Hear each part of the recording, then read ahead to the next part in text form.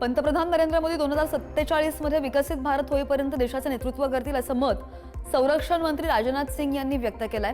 आगामी अनेक वर्षांसाठी नरेंद्र मोदी हेच देशाचं नेतृत्व करतील आणि माझा मोदींची सुमारे 35 वर्षांपासून स्नेह आहे।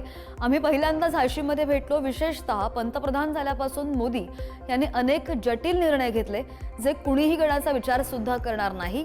जगातील अनेक प्रमुख नेते जागतिक घडामोडींवर नरेंद्र मोदी यांचा सल्ला घेतात असं सुद्धा राजनाथ सिंग म्हणाले।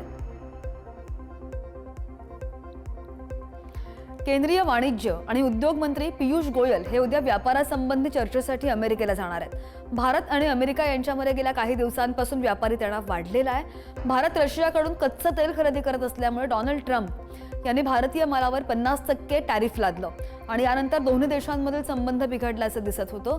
पण आता हळूहळू ते संबंध पूर्वपदावर आणण्याची प्रक्रिया सुरू झाली आहे आणि याच अनुषंगाने गोयल अमेरिकेला जाणार आहेत। बिहार विधानसभा निवडणुकांच्या अनुषंगाने सगळ्याच पक्षांनी जोरदार प्रचार सुरू केलाय। प्रचार सभा, प्रचार फेऱ्या आणि समाज माध्यमांवर प्रचाराचा धुरळा उडालाय।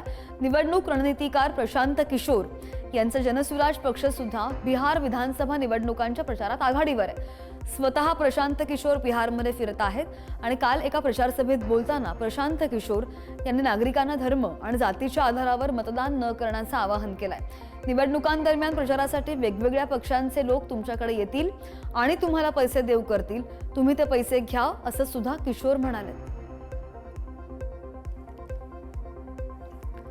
बिहारनंतर देशभरात मतदार पडताळणीची मोहीम राबवण्यासाठी केंद्रीय निवडणूक आयोगाने रविवारी राज्य निवडणूक अधिकाऱ्यांना 30 सप्टेंबरपर्यंत यंत्रणा सज्ज ठेवण्याचे निर्देश दिलेत। ऑक्टोबरपासून देशभरात मतदार पडताळणीची मोहीम सुद्धा सुरू होणार आहे आणि नोव्हेंबरपर्यंत ही प्रक्रिया पार पाडण्याची सूचना सुद्धा आयोगाने दिली आहे।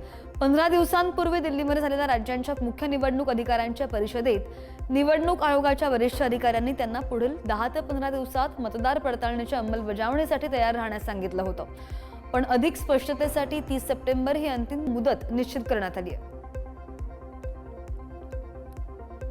मणिपूर पोलिसांनी विविध बंदी घातलेल्या संघटनांशी संबंध असलेल्या 3 दहशतवाद्यांना तसंच एका शस्त्र व्यापाऱ्याला अटक केलेली आहे। ही कारवाई विष्णुपूर, इम्फाळ पूर्व, पश्चिम इम्फाळ जिल्ह्यामध्ये करण्यात आली आहे। विष्णुपूर जिल्ह्यामधील तोंगलोबी परिसरामधून बंदी घातलेल्या प्रेपाक संघटनेचे 2 दहशतवादी अटक करण्यात आलेत।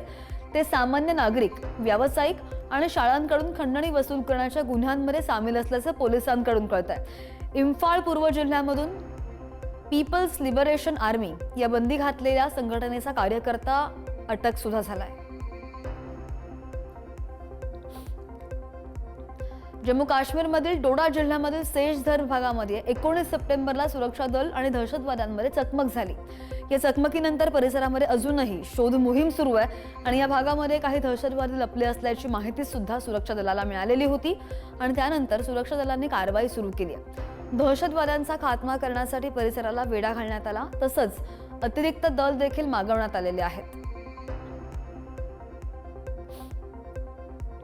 हरियाणाच्या हिसारमधील महाराजा अग्रसेन विमानतळावर भारतीय हवाई दलाच्या सूर्यकिरण एरोबॅटिक्स पथकानं राज्यामधील पहिला हवाई शो सादर केलाय। आकाशामध्ये विमानांनी उडवत केलेल्या चित्तथरारक कसरती पाहून प्रेक्षक अगदी थक्क झाले। हवाई दलाच्या या सादरीकरणामुळे देशभक्तीची भावना जागृत करत उपस्थितांना अविस्मरणीय अनुभव सुद्धा दिला। सूर्यकिरण पथकाच्या या शोमुळे हिसारच्या इतिहासामध्ये एक नवीन पान जोडलं गेलंय। नागरिकांनी मोठ्या संख्येने उपस्थित राहून या कार्यक्रमाला उत्स्फूर्त प्रतिसाद सुद्धा दिलाय।